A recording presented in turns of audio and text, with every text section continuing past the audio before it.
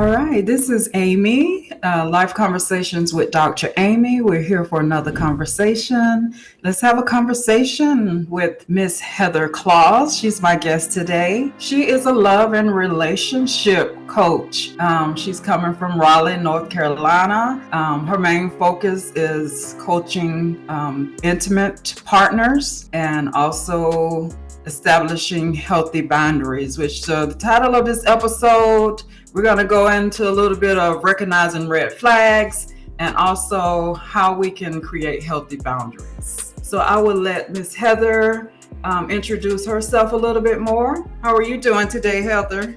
I am great. Thank you so much for having me. This is so much fun. Thank you for joining me. So a little bit about me, I guess. Hi, my name is Heather. My pronouns are she, her. I am an author and a coach, helping people create the most amazing life that they can create and find the partner or partners that they are looking for. And if they're already in a relationship, I work with individuals in relationships and with couples to figure out where they are now and then how do they get to where they want to be together. And I firmly believe that love is a skill.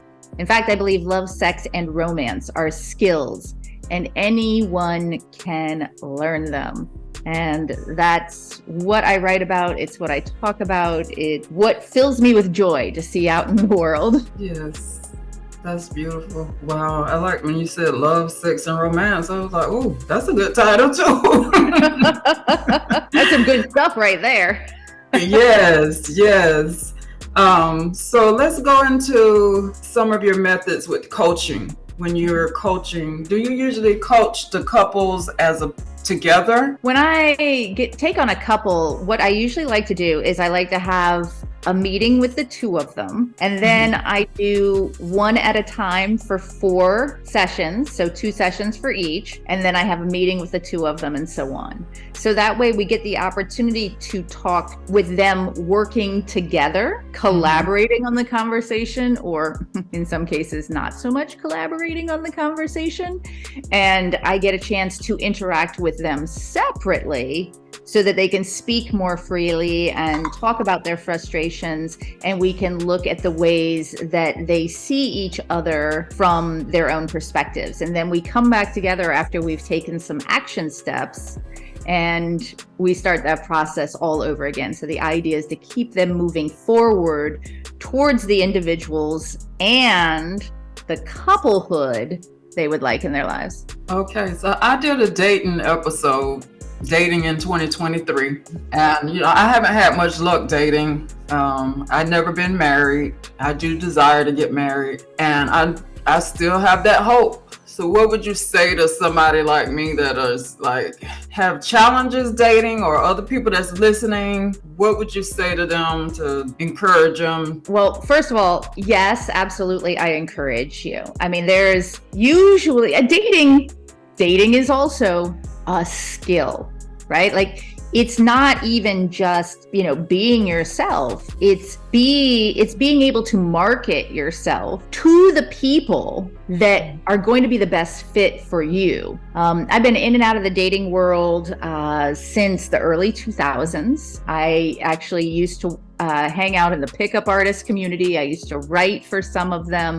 I've been on websites and forums, and I've created dating sites and dating apps, and I've worked on them, and I've, done all the things. And I've taught classes on building your better profile. And what I truly believe is a combination of a good profile that really portrays who you are as a person in both positive and potentially negative ways, but with a positive outlook on them. And setting good boundaries through the dating process is the key. Because we have a tendency, especially when we're in a bit of a dry spell, we have a tendency to sort of let things slide from people. And sometimes that means that we then end up hanging out with the wrong people. And sometimes it means we end up hanging out with potentially right people, but in the wrong way.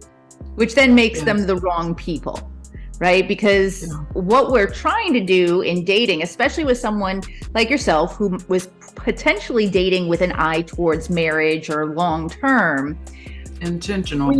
yes, intentional. And we want to rise to the occasion. We want to make sure that the standards are clear and that we're both happily engaging in those standards. Do you recommend, because I've done online dating and I'm at the point now, I'm just like, Lord, I think you just want me to be single for the rest of my life. But do you believe that we should, like on the first date, tell a person my end goal is marriage, I'm dating with intention, or just have just a good conversation on the first date? I would have that actually as part of my profile. I believe in writing a profile that allows people to self-deselect as quickly as possible, but also that has the tidbits that is going to attract the person who is going to want me in their lives versus somebody else.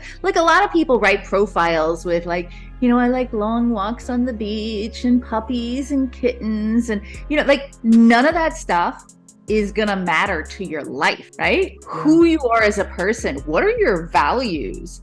What is important to you? What are your non-compromisables? And if you're not like me and you're a little bit, on the neurospicy scale, saying things like, I don't think like other people, I tend to be more direct, and using assumptions and engaging with me in conversation isn't going to work. I lay stuff like that out there and I'm pretty clear about it. And the people that have a tendency to respond then tend to fall into two categories. One, the people who just look at the pictures and don't read the profile at all, and they're very obvious, right? Because they're like, well, what are you here for? Oh, so you didn't read the profile. Exactly. And then the other side are the people who read the profile, did not self-deselect, right? And they are interested in what is in the profile. Wow, yeah. I think I'm guilty of some of that. We all are. So here's my story. Here's how I started figuring all this out. I got married at 23 after dating my then husband for 4 years. I ended up being with him for a total of 15 years, married for 11. And he had BPD, and he became an alcoholic, and he became emotionally abusive.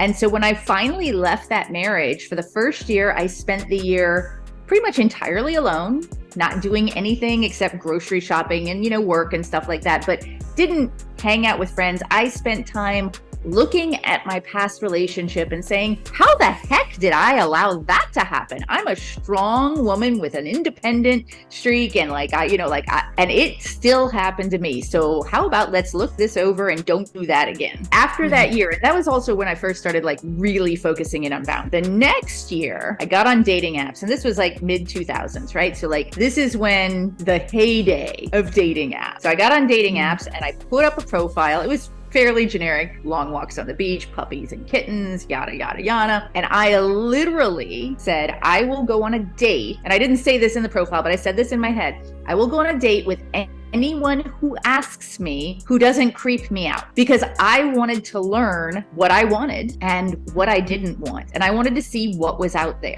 So I was friendly, I was upbeat. If somebody asked me out, I went out with them. And during that next year, I went on 127 first dates. Oh, wow.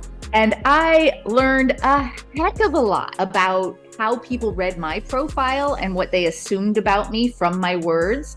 I learned a lot about how I made assumptions reading their profile or talking to them back and forth and filling in the gaps in my head with good things, right? So I learned a lot through that. And and so I've sort of continued all of that through the years, engaging with people, learning more, and so on. And I am also ethically non-monogamous. So I have been partnered with the most amazing human I have ever known in my entire life for just over 10 years. And I still have the opportunity to meet new people, go out, get to know them, see if the sun, moon, and stars will align in the ways that we both want, and take it from there. But I do have, my one part at home that is, like I said, the best human I have ever known in my life. Wow. Okay. And y'all have to establish y'all don't want to be married. We've talked about it a little bit, but it's not really on our plates for me. And this is something that, like in my past marriage, he's had 2 past marriages. I've had 1. We've both had some experiences that were like not so pleasant for us. And what we've got is really working. We appreciate each other every moment of every day. We share affection. We are passionate after over a decade. We write each other love notes and we give each other cute little gifts. And we, sit here and our friends look at us and they're like, you guys are just too cute. It's weird. And so that works. We don't really see a need to change that, just to, focus in on tradition. With a different person, I might feel a completely different way.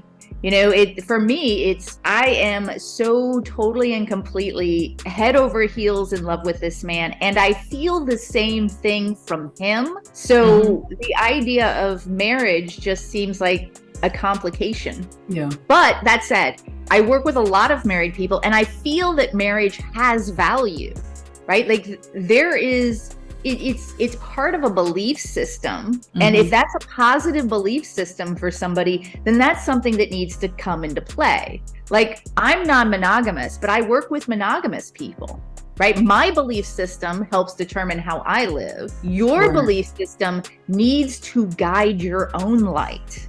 And that's the part that we have to project forward and say, who am I in my best life? And then how do I act my best life right now in order to make all that happen? Yeah. And you don't force your belief on someone else. You say. No. In fact, I had a client meeting today and my client said, oh, well, I did this thing and I was, in my head, I was worried about what you might say. And I said, oh dear, let me tell you something.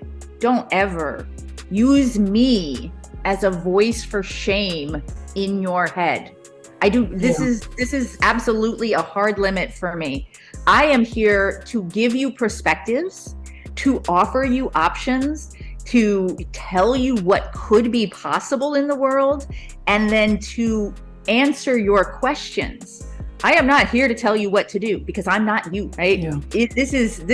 We are moving forward with love and acceptance and, authenticity.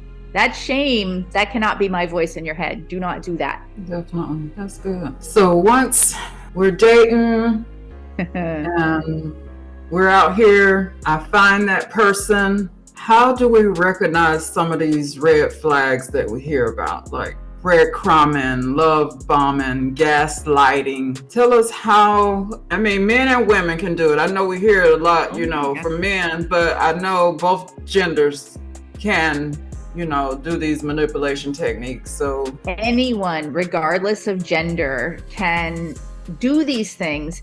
And they can do them either consciously or subconsciously or unconsciously. And what I mean by that is when people do these things, it's always intentional. All manipulation is intentional in the sense that they have learned that doing this thing will get them more of what they want. Now, they don't necessarily think of it consciously as a bad thing or a mean thing they are doing, right? So I like to say red flags are red flags. They don't necessarily mean toxicity. They are just behaviors that we have to be aware of. So let's take love bombing, for example. So love bombing is a tactic in which someone shows you extreme displays of attention and affection, right? So they might make grand romantic gestures, give you extravagant gifts, compliment you a lot.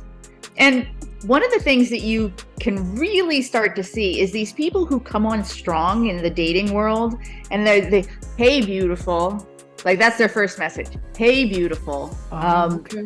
Given that compliment and trying to create a sense of intimacy and affection that is not yet appropriate for the conversation or for how well you know each other. They make soulmate claim. They tell you that you're too good to be true. They talk about the future very quickly. And this is so easy to fall for, because who doesn't have those thoughts when you're really trying to find that person, right? And the challenge is love bombing is often seen as like this malicious or malevolent tactic, right? I'm going to get this out of them by doing all these things and manipulating the way they feel about me. And some people are just super enthusiastic at the beginning, right? That's just their nature. There's a song by Cole Porter that said, if we'd have been aware of that our love affair was too hot not to cool down, right? Like this is time immemorial. People have been this way. Some people are just super excited to get to know you. And then once things start to settle, they aren't all that interested anymore. There's actually a term for it, phrase sexuality, where people are super passionate and turned on by new people, and then not so much once you become familiar. So, wow. And that's how you can tell the difference between, you know how some people say when they meet, like they just feel that connection. It's like almost love at first sight. But with that, it doesn't die down. Right. And that's my partner and I kind of had that big bang at the beginning. I tried resisting it. I had reasons, but I was not able to resist it. He did not resist it. He was throwing himself like all in, but when it came to the difficult parts, right? The deep conversations and the arguments and so on and so forth, trying to sort out what two lives look like together. And especially because we were both trying to sort out what two lives that we didn't even know what they looked like yet, because we hadn't lived the love, sex, and romantic lives that we wanted. So we were trying to like create a world that could accommodate these things together. When those things happened, he didn't run away. Exactly. Right? He didn't try to leave, and neither did I. So that's love bombing, right? Gaslighting. So gaslighting is a form of psychological manipulation. It comes from the movie Gaslight. I think it was 1944, where a man tried to drive his wife crazy in order to get her inheritance. And it's essentially one person attempts to sow confusion and self-doubt in the other's mind. So I might say to you, I really love, walking on the beach at moonlight. And so, we go out on a vacation and you suggest, going for a walk. And I'm like, but it's dark out there. And you're like, you said you love walking on the beach at moonlight. And look, it's a beautiful moonlit night. Yeah. Where did you even get that? God, you're always coming up with like these crazy ideas, right? Wow. And then you're like, you said it. I would never say anything like that. Are you feeling okay? Right? You question yourself, like, yeah, right? That is an incredible form of invalidation. It takes you down to your barest core and just lays you out, ready to be stomped on. It's super awful. But I mean, it's even things like, just in conversation, like why did you call me that? I didn't call you. You're insane. I didn't say anything like that. Why would you accuse me of that? Do you want to break up? Is that what you're trying to do? You're trying to break up with me by accusing me of all these things? Wow. Yeah. Yeah. Gaslighting is absolutely, not fun at all. So, you say, hey, this really upset me. And they say, you're overreacting, right? Or you were really mean to me in there. Well, I wouldn't have to be so mean if you would just behave yourself. Yeah. Denial, I've already talked about. Deflection. Hey, that thing you said about X. Oh yeah? Well, what about that thing you said 5 minutes before to my best friend that really hurt me and embarrassed me, right? Completely deflecting away. All signs of gaslighting, right? And then the other one you mentioned is breadcrumbing. So breadcrumbing is usually it's over a period of time. And it's when somebody gives the other person small tidbits of interest to keep them around. Maybe because they don't want them right now, but they don't want them to go away either, right? They want to keep access. If I'm bored next Tuesday, maybe I'll call you. So I'm going to send you a text every now and again in the meantime. But I'm not really going to engage with you because that's not what I want. So that's breadcrumbing. The thing about every single one of these red flags is that they rely on you having poor boundaries. They rely on you being willing to accept less than you deserve. Yep. They rely on you giving not only the benefit of the doubt, but being willing to stomp on your own needs in a relationship in order to keep somebody else around. And if you have good boundaries, like the minute that somebody comes into my inbox and starts like, hey, beautiful, I would really love to get to know you, then my response might be, hey, thank you so much. I'm flattered. Please don't call me beautiful. Like, we're not at a stage where, that kind of like pet name really works. If you could call me Heather until we get to know each other and we can come up with something that's maybe more personal to both of us, that would be lovely, right?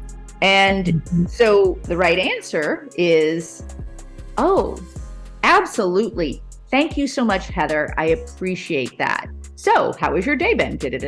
Right? But that's not always the answer we get. Sometimes we get, okay. And then you'll hear from them again, right? Which is also a great answer because you know what that tells you?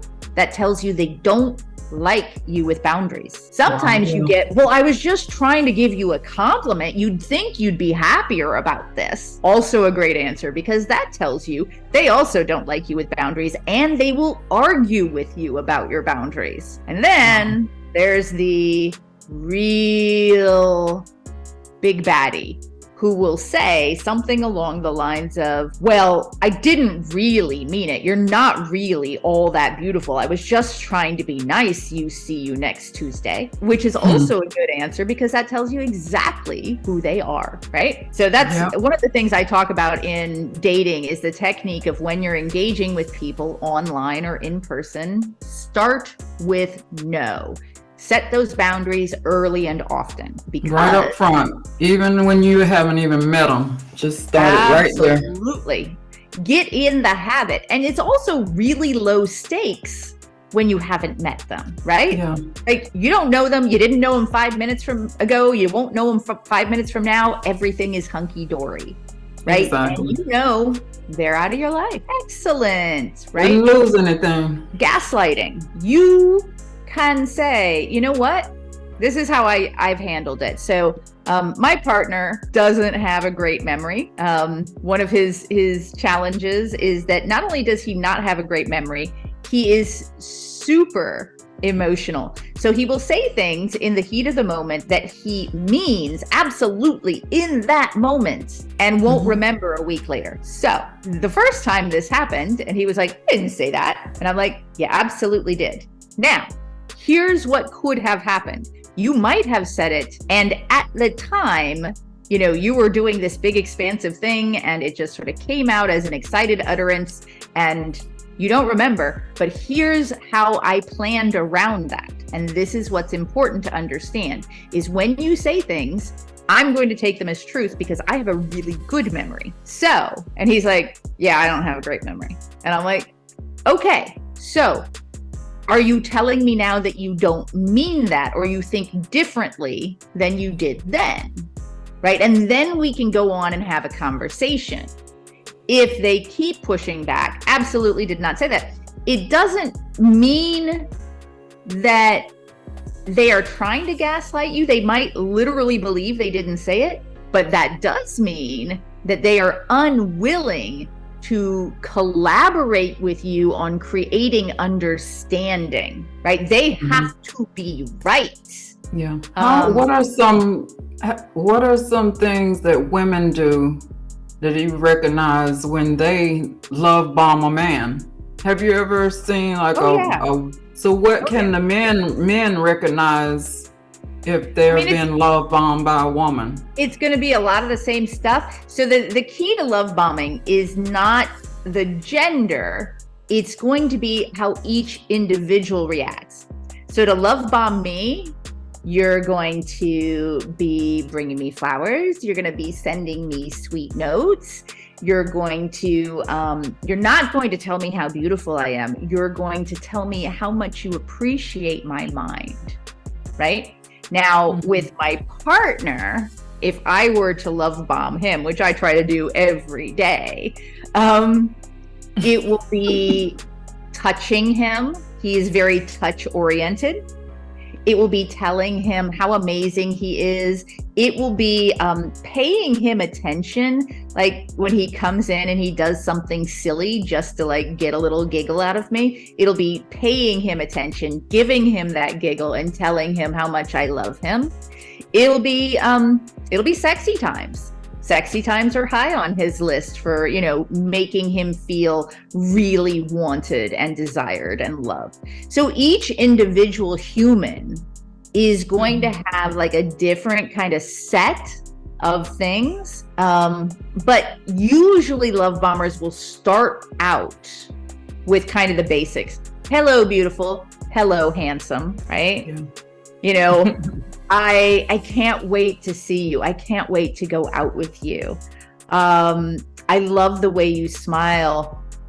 I love your muscles, right? Like it's there. That's where they're going to start. And then they're going to ask questions as they get to know you and find out how to target that in, which is frustrating because that's also what people who genuinely want to be able to make you happy will do. Yeah. It's so frustrating, right?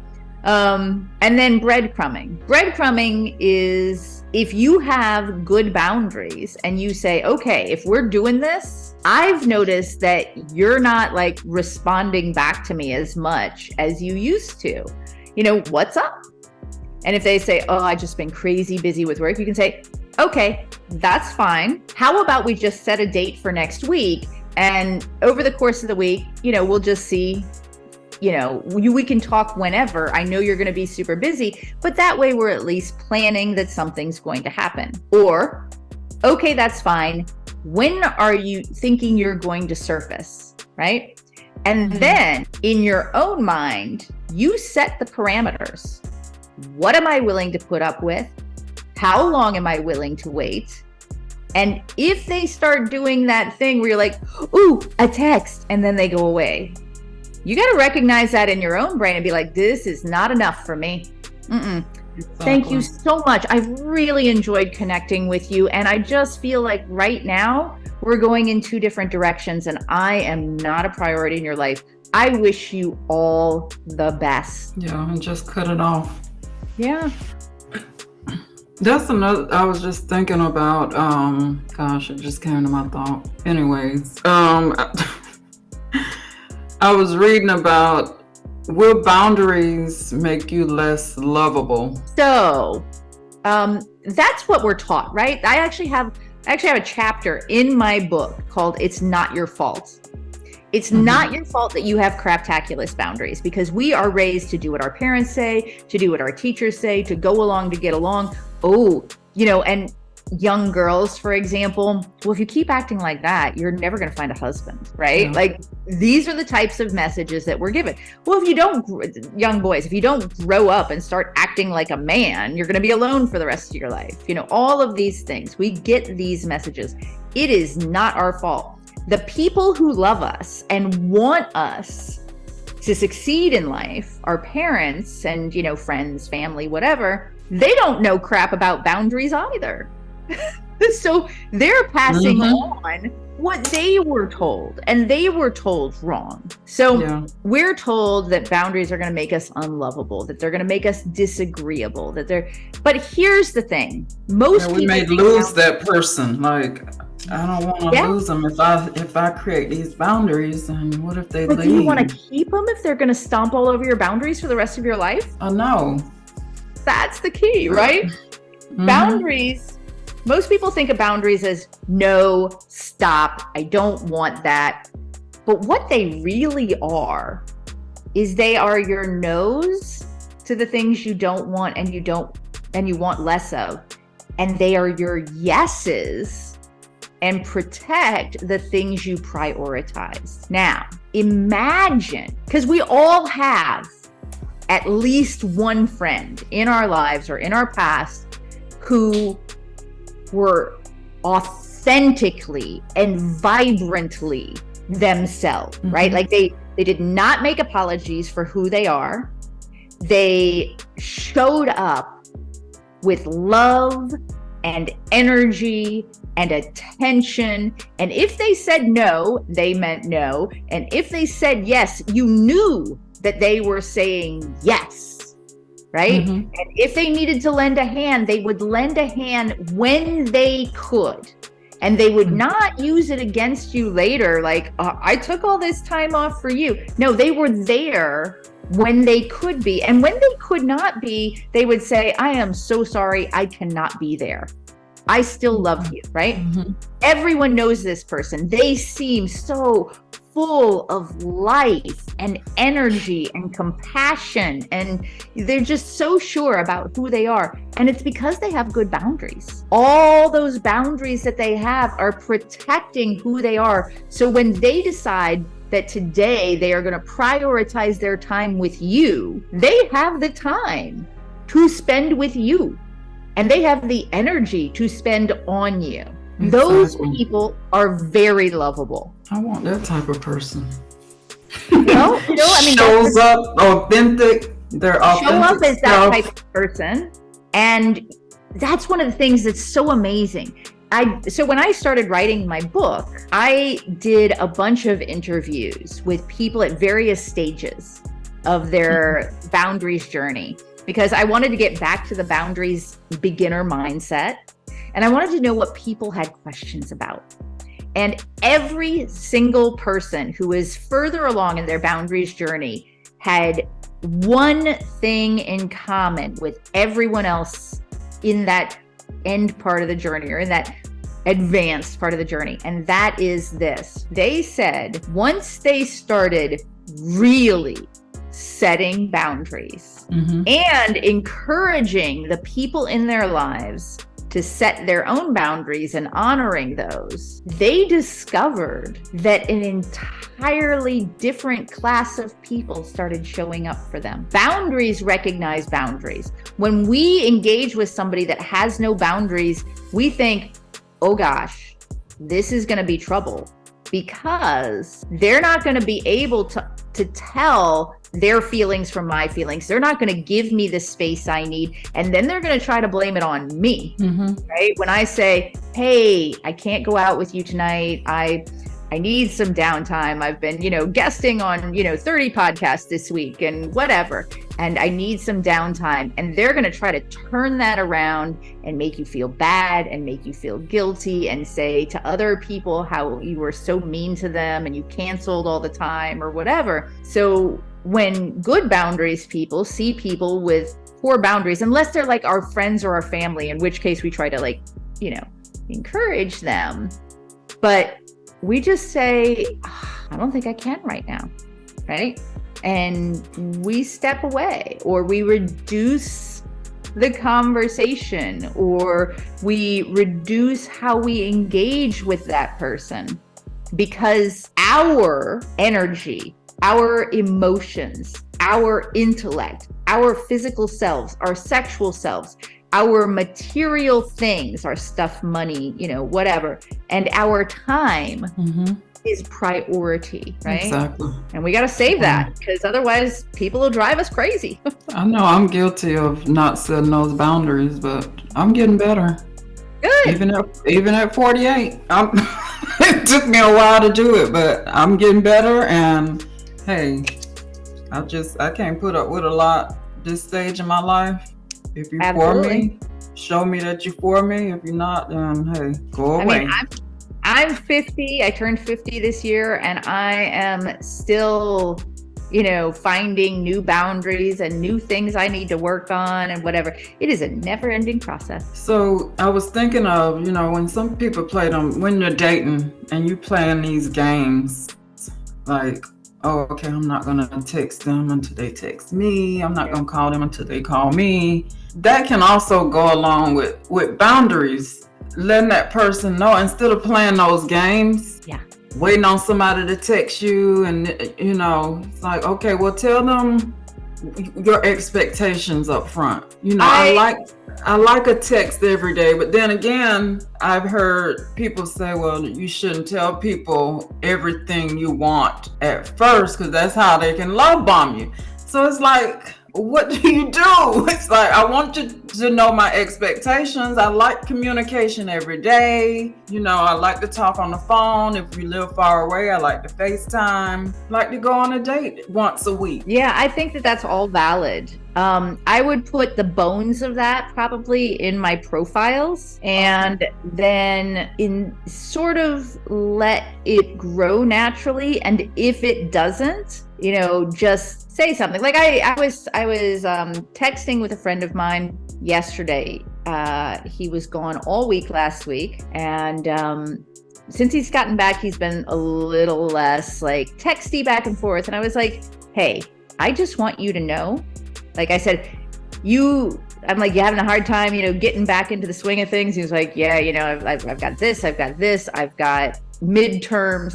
And I'm like, hey, I just want you to know that's fine. Like, we don't have that kind of thing. I'll reach out to you and I'll say hello and whatever, and we'll keep the conversation going. He's like, I can't wait to get together and have our conversations and stuff. He's like, I am just so overwhelmed. I'm like, don't worry about it. If I have a problem, I will say something. Right now, I don't, right? Like, it's for my partner, he will every once in a while go into he works as an architect. His firm is crazy busy. Sometimes he'll be distracted when we're together, right? And sometimes that's okay, because life. If it happens a lot though, that's when I say, hey babe, come here with me. Just right here. Let's be together. You're super distracted. Put down the phone, quit Insta scrolling, right? We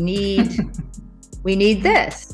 Or I'll say, how about we set aside a date night, right? We plan something, we make it special, just the two of us, and we spend some together time, right? So there are ways to say, hey, I would like this, right? As you build the bonds of a potential relationship. I don't put it all out there at the beginning, but I put the bare bones in my profile, right? I let people respond to that. We have natural conversations that flow back and forth, and they learn more about me. And if they learn more about me and they are not providing it, right? Yeah. If they learn more about me and they are providing it, great. But the moment that they bump up against one of my boundaries, I still need to say something like, hey, do not send me a picture of your junk without asking me, right? That's just rude. And, some people will be like, oh, I'm so sorry. Some people will say, may I send you a racy picture? Mm-hmm. Thank you so much for asking. I really appreciate it. Not yet, but I will certainly let you know as soon as it's welcome, right? Or, thank you so much for asking. Yes, please. And if they send me a picture of their junk and they don't ask, then I'm like, oh, I really thought you were a good guy. What makes you think that you should do this without even asking? Come on, right? And if they say, I'm really sorry, I just didn't think, okay, there's their one ding, right? And if they pull something boneheaded like that again, because to me, that is a consent issue.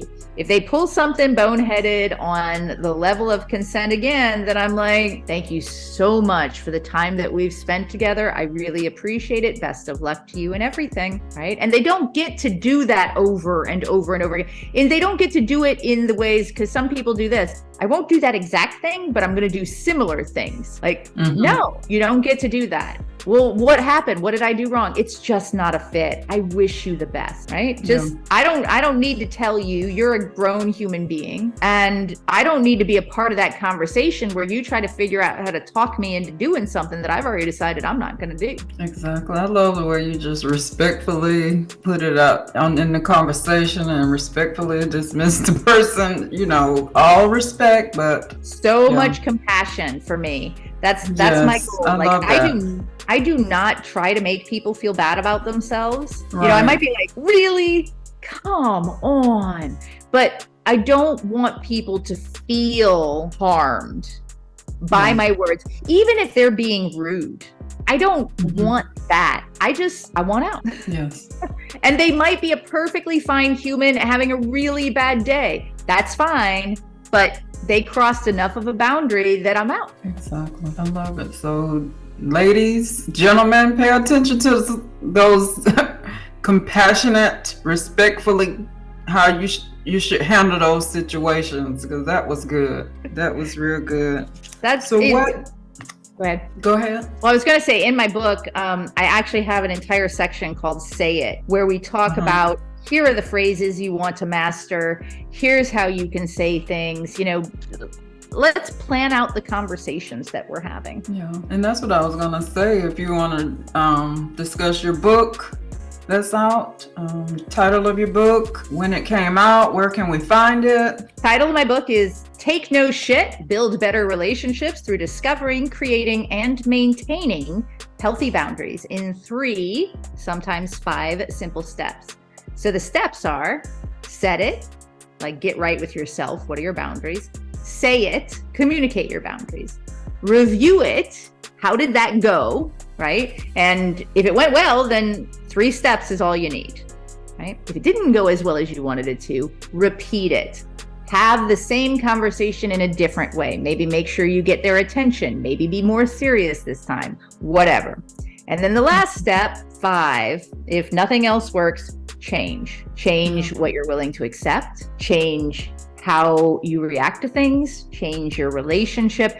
Everything is about you having the power over your own life and boundaries. Definitely, because we hear a lot when people say, you wasted this time with this person, but it all boils down to it all boils down to you saw those red flags. You saw these manipulation techniques that they were doing. You ignored it, and you allowed it to go on, and I'm guilty of that. So it's like you can't blame anybody but yourself. We've all done it, right? And it's the same thing. Even something as simple as you make a date to meet somebody for the first time and they don't show. Well, what I do is I say, I am willing to go to this tea shop and to take a book with me. And if they meet me there for that hour, bonus, right? Yeah. If they don't get another chance, most likely. There's 1 or 2 exceptions. If they don't, I also have a good book and I'm at my favorite tea shop drinking a cup of tea. So I'm not bothered, right? If I give them my time and effort, it's because I do so understanding that the conversation I've already had with them makes it worth me giving them that time and effort. And if they don't show up, that is their time and effort to waste, right? If I'm going to be upset that they don't show up, then I'm not ready to give them that time and effort. Exactly. It's on me, right? What they do, that is their choice and their right. What I do, that is my choice and my right. Ooh, love it. Some preaching right here. So what does Miss Heather has coming up in the next year? So I'm working on the audio version of my book right now.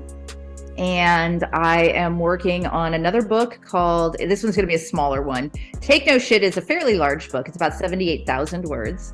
But with lots of pictures and dialogue examples and questions and so on and so forth. So it's almost a workbook. The next book I'm working in is When Not If They Lie, Lies and Lying in Relationships, and How to Still Live a Life Full of Love and Trust. And then I have another book that is going to be a larger one, again, like the boundaries book, and that is Actions Speak Louder Than Words, or Do They?